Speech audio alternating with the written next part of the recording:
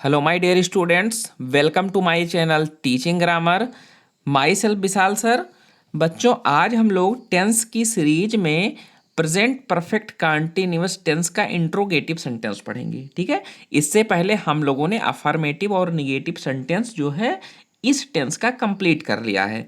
तो आप लोगों को पता ही है कि इंट्रोगेटिव सेंटेंस दो प्रकार का होता है। एक तो आपका हो गया यस नो टाइप, यानी जिसका जवाब हम हाँ या ना में दे पाते हैं, वो यस नो टाइप होता है। और हिंदी में इसकी शुरुआत क्या शब्द से होती है। दूसरा आपका होता है डब्ल्यू एच टाइप, ऐसा वाक्य जिसमें जो प्रश्नवाचक शब्द हैं वो हिंदी वाक्य के बीच में आते हैं। ठीक है। तो अब हम लोग देखते हैं फार्मूला। सबसे पहले जो यस नो टाइप होता है बच्चों, उसका फार्मूला है, सबसे पहले हम लोग लिखेंगे हैज या हैव। हमारी सहायक क्रिया क्या है प्रेजेंट परफेक्ट टेंस की, हैज बीन और हैव बीन।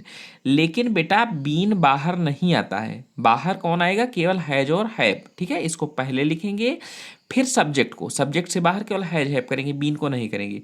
अगर बीच में नहीं शब्द भी दिखाई पड़े तो सब्जेक्ट के बाद नॉट लिखने के बाद तब बीन लिखो। क्लियर। और नहीं शब्द ना दिखाई पड़े तो इस नॉट को छोड़ दो। ठीक है। उसके बाद में वर्ब लिखेंगे और वर्ब की आईएनजी फॉर्म। और वर्ब की आईएनजी फॉर्म को क्या कहते हैं, वर्ब की चौथी फॉर्म, मैंने बताया है ना। फिर लिखेंगे ऑब्जेक्ट यानी कर्म को। ठीक है। कर्म लिखेंगे। अब ऑब्जेक्ट लिखने के बाद सिंस या फॉर लिखेंगे और फिर लिखेंगे टाइम और उसके बाद क्वेश्चन मार्क। ये है इस टेंस को बनाने का फार्मूला इंट्रोगेटिव सेंटेंस का। अब मान लो आपका सेंटेंस डब्ल्यू एच टाइप है। ठीक है। यानी प्रश्नवाचक शब्द वाक्य के बीच में आते हैं।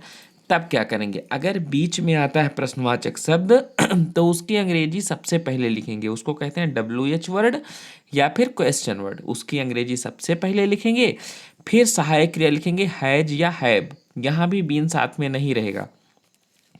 फिर लिखेंगे सब्जेक्ट यानी कर्ता, बीच में कहीं पे नहीं शब्द है तो नॉट, कर्ता के बाद फिर लिखेंगे बीन। ठीक है। और फिर लिखेंगे वर्ब की आईएनजी फॉर्म यानी वर्ब की चौथी फॉर्म। और फिर लिखेंगे ऑब्जेक्ट यानी कर्म, और उसके बाद में लिखेंगे सिंस या फॉर और फिर लिखेंगे टाइम। तो ये बच्चों आपका फार्मूला है यस नो टाइप का, और ये डब्ल्यू एच टाइप का। यस नो टाइप क्या, जिसमें क्या शब्द वाक्य के शुरुआत में आए, और डब्ल्यू एच टाइप जिसमें प्रश्नवाचक शब्द जैसे कब, क्यों, कहाँ, ठीक है, कैसे, कौन, कितना, कितनी, हाउ मच। ठीक है। ये सब शब्द जब वाक्य के बीच में आते हैं तो डब्ल्यू एच टाइप होता है, इनकी अंग्रेजी पहले लिखते हैं। चलो अब हम लोग हिंदी टू इंग्लिश ट्रांसलेशन बनाते हैं। ठीक है। ट्रांसलेशन बनाने का तरीका क्या है, कैसे बनाएंगे, अब सीखते हैं एक एक ट्रांसलेशन को। तो ध्यान से देखो, आपका पहला वाक्य है, क्या वह सुबह से घर जा रहा है। तो देखो बच्चों, रहा है, टाइम भी दिया गया है सुबह से, और क्या शब्द शुरू में आया है, तो ये इंट्रोगेटिव का यस नो टाइप। इंट्रोगेटिव पहचानने का सबसे आसान तरीका, वाक्य में आकर आखिरी में क्वेश्चन मार्क है तो समझ लो हमारा वो वाक्य इंट्रोगेटिव सेंटेंस है। ठीक है। अब क्या शब्द पहले आया है, तो हैज या हैव को पहले लिखना है। तो देखो बच्चों, यहाँ है वह जा रहा था, यानी वह ही, तो ही के साथ क्या लगता है, हैज। तो पहले लिखेंगे हैज, फिर लिखेंगे सब्जेक्ट ही।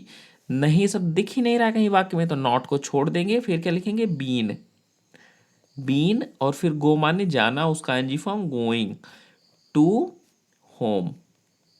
ठीक है।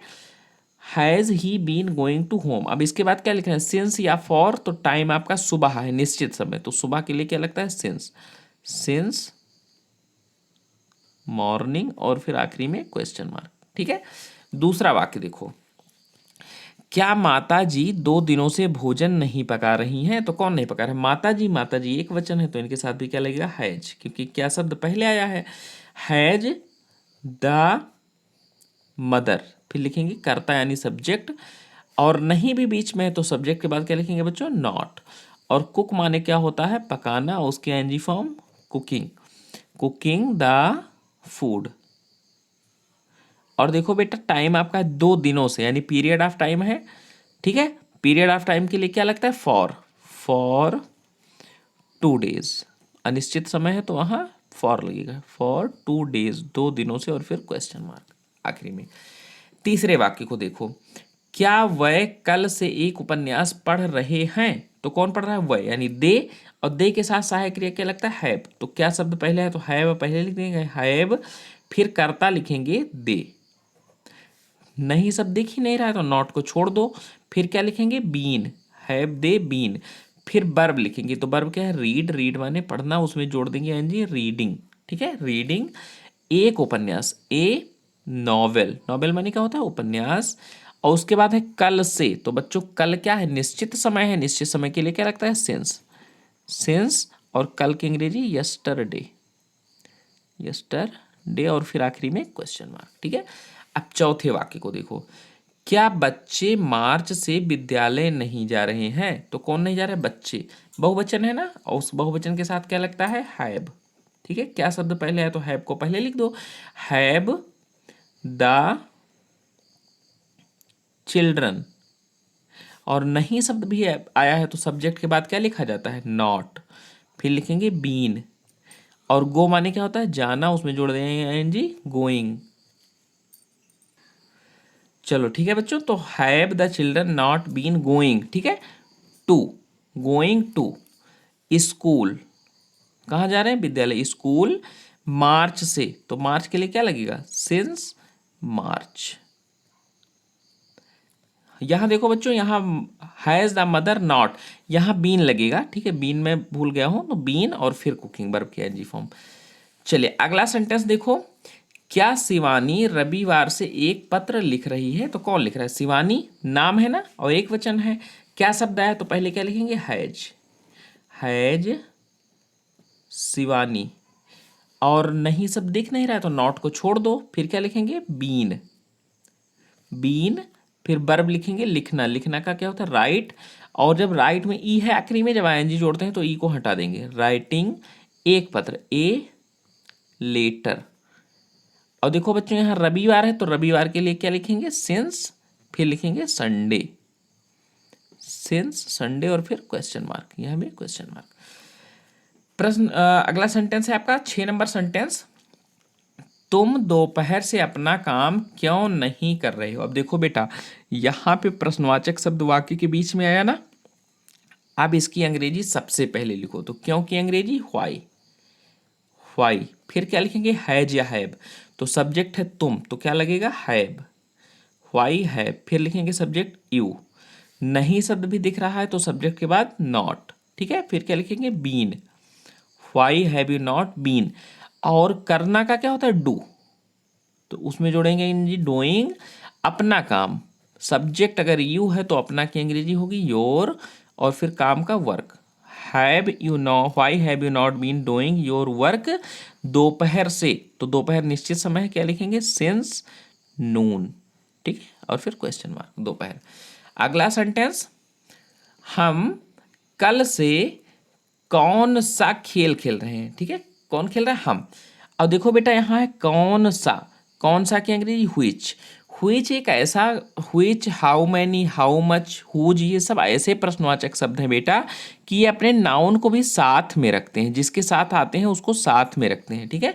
तो यहाँ हम लोग लिखेंगे प्रश्नवाचक शब्द हुईच, और साथ में नाउन को रखेंगे तो हो जाएगा गेम, हुईच गेम, ठीक है।